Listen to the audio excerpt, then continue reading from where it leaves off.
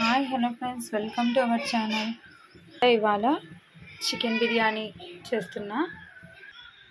Chicken అంతా రెడీగా పెట్టుకున్న, మ్యారినేట్ చేసి రైస్ వేసి, రైస్ కుక్ అయితేనే ఇక దాని మీద రైస్ వేసి దమ్ చేయాలి. మనం వేసిన ఈ మసాలా ఉంది కదా, సైడ్కి వస్తూ ఉన్నాయి కదా, వీటిని మనం గెరటతో తీసేయచ్చు. ఇప్పుడే తినేటప్పుడు అడ్డు రాకోకుండా తీసేస్తే ఇవి మధ్యలో తినడం వల్ల కొద్దిగా చేదుగా ఉంటాయి కదా, ఆ ప్రాబ్లం ఉండదు. జస్ట్ వాటర్లో ఒకటి రైస్ వేసి బాయిల్ చేస్తే సరిపోతుంది. ఇప్పుడు ముందుగా నానబెట్టుకున్న రైస్ని వేసేద్దాం. బాస్మతి రైస్ అలాగే సోనా మసూరి రెండు మిక్స్ చేసి కడిగి నానబెట్టి పెట్టుకున్న రైస్ని ఇందులోకి వేసేయాలి.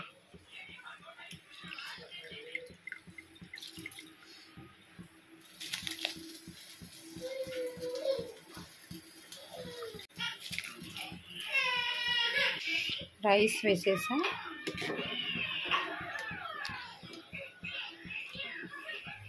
పెసరు పెట్టిన వాటర్ ఈ కలర్లో ఎందుకుందంటే చెక్క లవంగాలకి బదులు చెక్క లవంగా పౌడర్ వేయడం వల్ల ఈ కలర్లో వచ్చింది.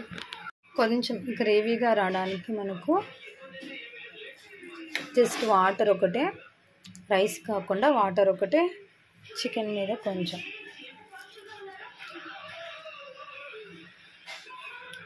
అంతే వాటర్ వేసి కొద్దిగా అలా మిక్స్ చేసుకుందాం.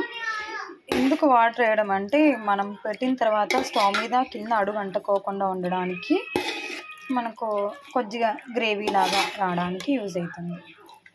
రైస్ కూడా బాయిల్ అయిపోయింది ఆల్మోస్ట్. రైస్ని చికెన్ మీదంతా స్ప్రెడ్ చేసుకొని వేసుకోవాలి. రైస్ని తీయడానికి ఇటువంటి దాన్ని వాడుతున్నాను. ఇదైతే మనకు ఈజీగా ఉంటుంది.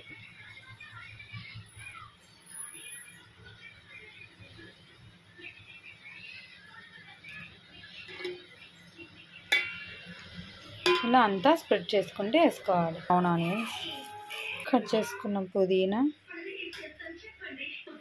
కొత్తిమీర. అవుతుంది నాన్న.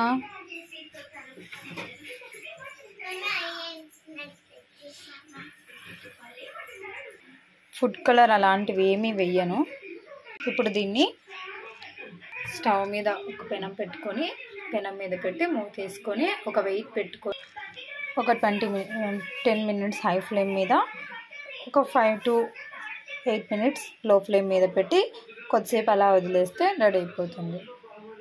స్టవ్ మీద పెట్టేసా, కవర్ చేసి ఏదో ఒకటి పైన వెయిట్ పెట్టుకొని మనం దమ్ చేసుకోవాలి. అయింది చూద్దాం. ఇప్పుడు అయిపోయిన వెంటనే సర్వ్ చేసుకోకుండా కొద్దిసేపు ఆగి సర్వ్ చేసుకుంటే పొడి పొడిగా బాగుంటుంది.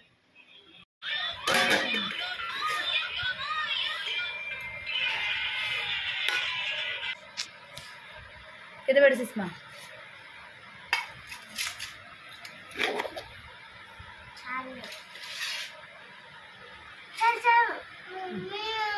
అవునా.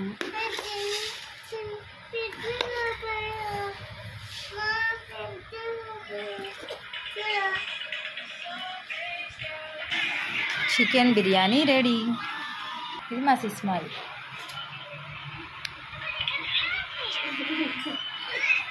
వీడియో నచ్చినట్టయితే